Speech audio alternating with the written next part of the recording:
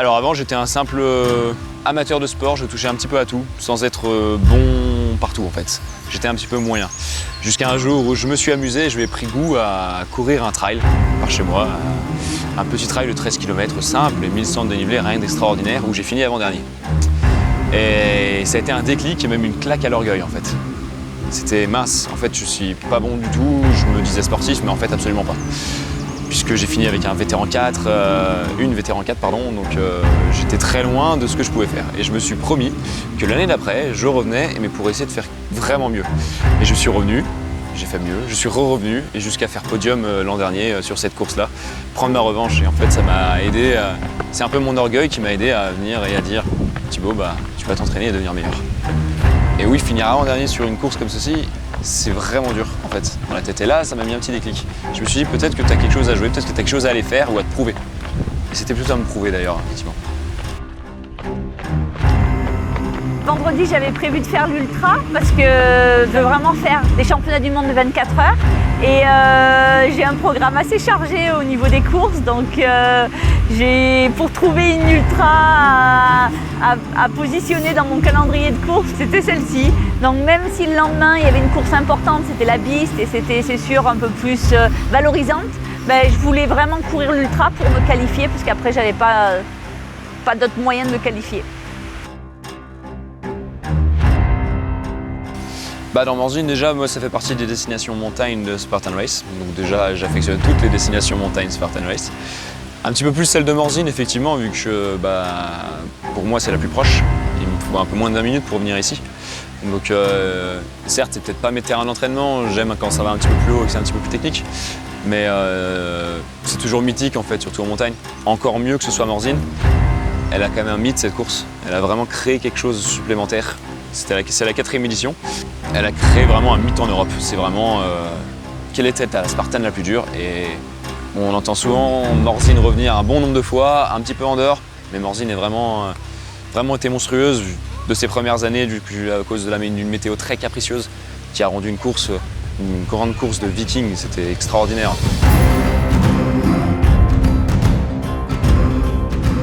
Vendredi, il y a eu cet ultra et c'est long, c'est plus demandant pour l'organisme. Mais en fait, on avait programmé, mon mari, qui est mon entraîneur, un gros week-end d'entraînement. Parce que mon objectif, c'est vraiment de gagner le million et de faire une belle course sur les 24 heures en Suède. Et donc, il faut que je commence à rentrer un peu des kilomètres dans les jambes. Donc, on avait prévu vendredi, c'était une sortie plus vraiment axée endurance. Le samedi, c'était la Beast, donc là je savais que ça allait être la compétition et qu'il allait y avoir des filles avec un assez bon niveau. Donc on avait prévu que c'était une séance d'intensité et aujourd'hui c'était plus une séance technique.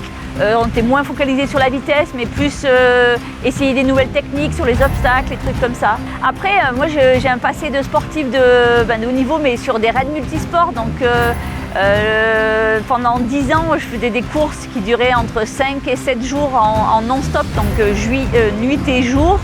Alors c'est sûr que ça fait assez impressionnant, je fais l'ultra et le lendemain je fais la Beast.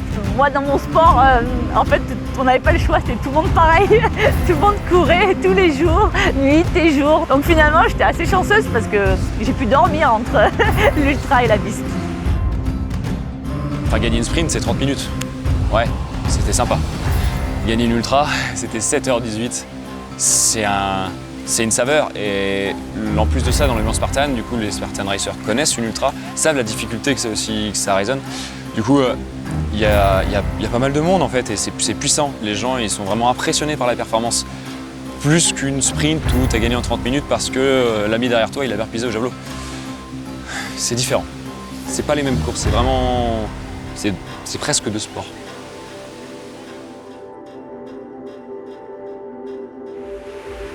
En fait, moi j'aime tous les formats. J'ai fait pendant longtemps des choses très courtes parce qu'avant je faisais de l'aviron et donc c'était des efforts de 7-8 minutes. Après j'ai basculé sur des choses très longues, donc 5-7 jours. Et maintenant, ça fait 2-3 ans, je voulais plus faire des choses longues parce que c'est quand même très sollicitant pour le corps et il faut le faire intelligemment, sinon on peut facilement se blesser.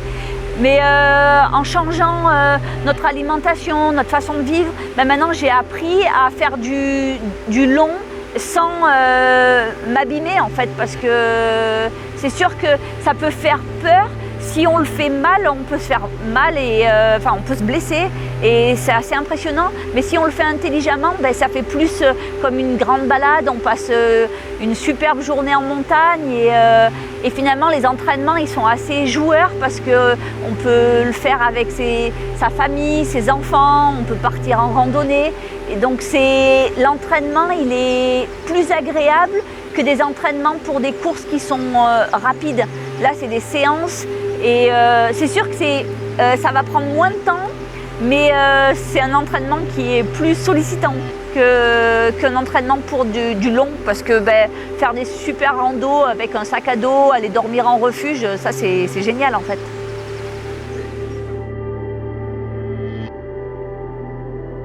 On a toujours ce moment, durant la course, on se dit « Pourquoi je suis venu là ?» Et pour moi, c'est cette ficelle qu'on tire en fait. Et le « Pourquoi je suis venu là ?» S'il vient, est-ce qu'il est capable, est-ce qu'il reste en fait après la course? Et en l'occurrence, moi, juste après l'arrivée de la course, c'est bon, il disparaît. C'est pourquoi je suis venu là et moi, je suis content d'être venu. On en a plein, j'ai une superbe anecdote sur un de mes amis ultra-trailer qui a fait 6 fois l'UTMB. À chaque fin de l'UTMB, il dit plus jamais.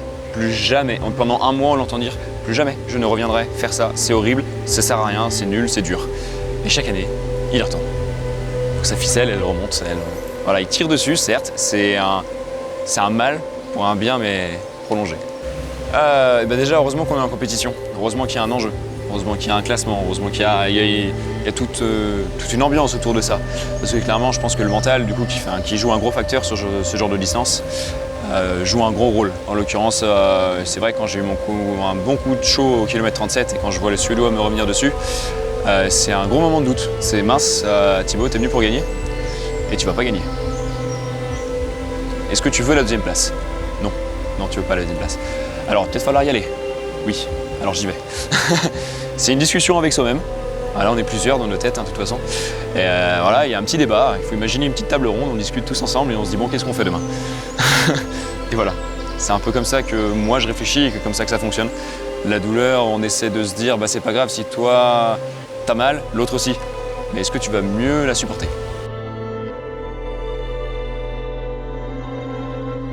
C'était ma première vraie ultra en Spartan, donc j'en avais jamais faite. J'étais pas inquiète parce que je savais à quel temps d'effort j'allais avoir. J'étais juste intriguée de savoir comment ça allait se passer, d'enchaîner 2 tours et de répéter les obstacles. J'étais super contente de passer la ligne d'arrivée et de gagner et d'être en état correct en fait, parce que c'est bien plus plaisant de finir une course quand on n'a pas de douleur et que tout se passe bien que de finir une course que pendant les 20 derniers kilomètres on se demande ce qu'on fait là. Donc voilà, tout le moment de la course je me suis régalée, donc j'étais contente. Pour être honnête, la Beast, j'étais vraiment contente d'avoir gagné parce que j'avais l'ultra dans les jambes. Je savais que je sais récupérer et je sais enchaîner des journées. Mais les filles, elles n'avaient pas couru la veille, donc c'était plus excitant en fait de gagner parce que c'est pas pour se dire je suis la meilleure, mais c'était juste pour moi personnellement me dire je me trompe pas, parce que en fait quand on décide de manger différemment, tous les jours on nous remet en cause, tous les jours on dit qu'on est fou ou qu'on est inconscient et qu'il nous manque ci, ça, là, et là c'est bien la preuve qu'il me manque rien et que ça va très bien et que je pense que je me trompe pas dans mes choix alimentaires. Parce que pouvoir gagner le lendemain alors que les filles elles arrivent et que pour elles c'était un vrai challenge parce qu'il fallait qu'elles jouaient quelque chose d'important, donc voilà. Et aujourd'hui la super, c'était plus du fun. Mais je vais pas mentir, j'étais contente aussi de gagner parce que là ça partait un peu plus vite et ce matin quand je me suis levée, j'en avais un petit peu marre, enfin pas marre mais c'était... Ouais, il y a des jours où on a plus envie de courir que d'autres. Et là, moi, je trouvais que c'était un peu répétitif. Donc, c'était cool de gagner aussi aujourd'hui.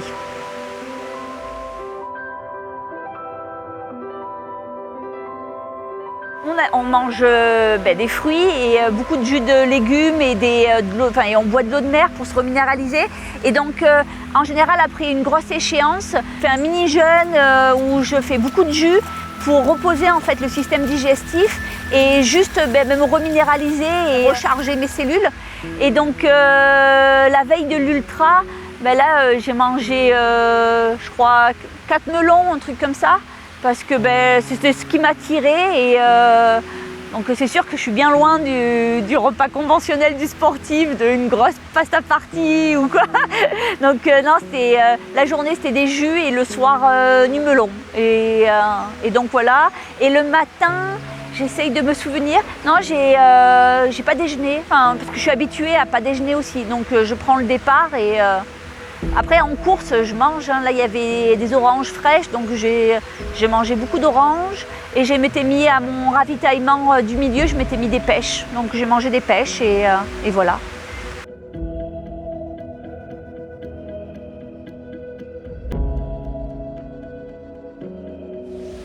Durant mes 3 premières années Spartan Race, où j'avais un petit peu du mal à aller accrocher les podiums, un petit peu du mal justement à aller chercher les élites ou à aller courir aussi vite que j'aimerais gâcher. Et par contre, c'était parce que je m'entraînais tout seul déjà. Et en fait, m'entraîner, c'était simple. C'était bon, demain, je ne travaille pas. Il y a un petit sommet à 3007 là-bas. Bon, je vais y aller. Voilà, c'est comme ça que je m'entraînais.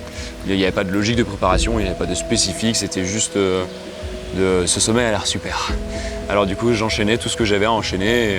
J'ai habité sur Chamonix pendant 1 an. Du coup, j'ai pas mal profité là-bas. Et cette année, du coup, j'ai décidé de passer un cap quand même, d'aller chercher. D'aller jouer avec Jérémy Gachet, ce qui peut être intéressant. Alors du coup, j'ai pris un préparateur physique, un coach spécialisé en trail, qui s'appelle Julien Plana. Et du coup, par contre, il m'a un petit peu bridé dans mon esprit montagne. J'aimais bien partir 10, 11, 12, 13 heures comme ça avec mon sac à dos en montagne pour me balader. Maintenant, c'est un petit peu plus restreint. Il me dit 2h30. Bon, du coup, je fais 5 heures. Ça coupait la poire en deux. Mais par contre, ça a apporté des résultats. Ça fait une petite différence. Je fais un peu moins de montagne nature balade comme avant, mais par contre je fais un petit peu plus de performance. Donc c'est quand même beaucoup de préparation et du vélo de route aussi. Je regarde par quel chemin je veux passer. C'est tout ce que je pense en fait. Ce que j'aime bien dans cette idée-là, parce que quand on est dans la vie normale, on a ah mince, j'ai oublié d'aller ouvrir ma feuille d'impôt. Mince, j'ai oublié d'envoyer un mail au chef. Et quand tu es dans la montagne, tu penses ah j'ai mal au mollet. Ah ça va grimper là. Ah oui. En fait pendant 12 heures, on ne pense qu'à la montagne. On pense qu'à la douleur physique et la montagne. On déconnecte complètement du monde extérieur. Et j'adore. Bon après forcément, on en parle aussi souvent avec David Labrosse.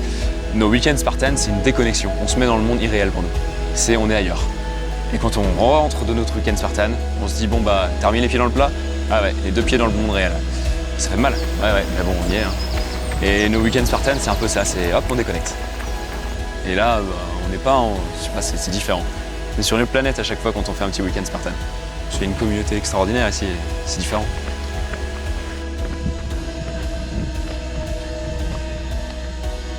Pourquoi je cours Spartan Race? Oui, je suis un coureur de montagne à la base. Et je me suis pris au jeu un coup, quand j'ai vu qu'il y avait cette chose-là à Valmorel, dans la montagne, dans la neige. Je me suis dit, waouh, habituellement je fais un trail blanc sur ces monts-là. On peut venir essayer, voir ce que c'est, puisque il faut essayer en fait, on ne peut pas savoir. Et quand je me suis pointé sur cette ligne d'arrivée à Valmorel, il y a une petite annonce du speaker qui dit que les 5 premiers obtiennent une qualification au championnat du monde. C'est très très incompréhensible pour une personne qui vient d'un autre sport en fait. On ne comprend pas trop ce qui se passe. Sur la start line, ils nous disent que nous sommes 2000 participants. Incompréhensif. Bon bref. Et je fais la course et j'arrive 5e. Et là je me dis oula. J'ai pas trop compris ce qui s'est passé, j'ai fait beaucoup de burpees, mais j'arrive 5e. Et c'est comme ça que du coup j'ai chopé le virus Spartan Race. J'ai trouvé ça excellent. On a un trail en fait, ce que je viens chercher ici sur les trails, et je les retrouve en Spartan. Mais à la différence, c'est quand on tombe sur un trailer plus fort en trail, il est plus fort, basta. En Spartan Race, il est peut-être pas plus fort. Il y a moyen d'aller chercher parce que ce sont des muscles différents, c'est des qualités physiques différentes. Il y a plein de facteurs qui rentrent en compte, donc c'est ça qui fait accrocher en fait, c'est le doute. Le doute de savoir qui va gagner, puisque on ne peut jamais prédire qui est le gagnant. Alors qu'en trail, c'est assez facile. Ça fait depuis l'âge de 14 ans que je fais du sport de haut niveau. J'ai été athlète de haut niveau en aviron. Après, j'ai fait plein de sports. Je fais du triathlon, j'étais Ironman Pro. J'ai fait des raids pendant super longtemps. Et j'étais arrivée à un moment, en fait, je ne savais pas pourquoi je faisais ça.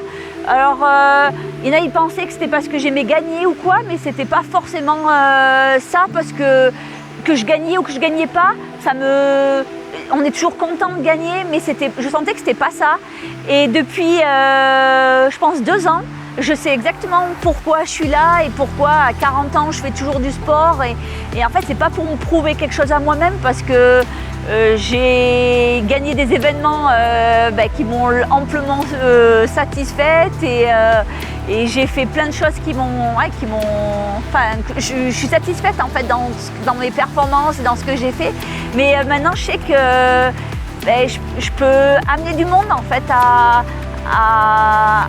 suivre, à oser être athlète de haut niveau, athlète professionnel. Parce qu'en France, c'est pas évident quand on décide d'être athlète professionnel, mais on n'est pas vraiment soutenu. Et tout le temps, on nous dit « ouais, qu'est-ce que tu vas faire plus tard ?» et pense à ta reconversion, et pense à tout ça. Et en fait, ils oublient que quand on est athlète de haut niveau, c'est magique. On rencontre des gens partout dans le monde, on voyage, on fait des expériences, on apprend des choses. Et finalement, à 40 ans, je suis encore avide de découvrir plein de choses. Après, en plus, comme j'ai changé d'alimentation, parce qu'avant j'étais athlète en mangeant traditionnellement, et ça fait une dizaine d'années que j'ai changé, je peux montrer aussi un exemple d'être athlète et de ne pas être blessé, parce que souvent on dit athlète et après on dit la carrière elle est terminée parce qu'il y a une blessure, des tendinites, il y a plein de blessures. Et moi, non, je suis plus blessée, à part si je me prends une grosse gamelle en VTT ou un truc comme ça. Bon, là, c'est de la casse mécanique. Mais en fait, c'est un plaisir de pouvoir courir et être performant sans cacher, sans rien. Et donc, si je peux inspirer, si je peux aider des gens à performer dans le sport de haut niveau, en prenant pas de compléments alimentaires qui sont pour moi complètement délétères pour le corps. Si je peux aider à montrer que c'est possible de faire du sport sans prendre aucun cachet et être clean, je pense que ça c'est vraiment ma mission. Et après aussi, maintenant, comme je disais, j'ai un projet, c'est Race to Win the Desert. Et donc c'est à chaque fois que je cours, je m'organise pour trouver une association et pour planter des arbres à l'endroit où je fais une course. Et comme ça, en fait, c'est pour apporter quelque chose, en fait. Parce qu'être sportif, finalement, on n'apporte pas grand-chose à la société. Si, on peut apporter le fait d'être un champion, ou les gens ils nous idolâtrent, des trucs comme ça, mais ça apporte rien vraiment concrètement à la planète. Enfin, c'est mon avis personnel.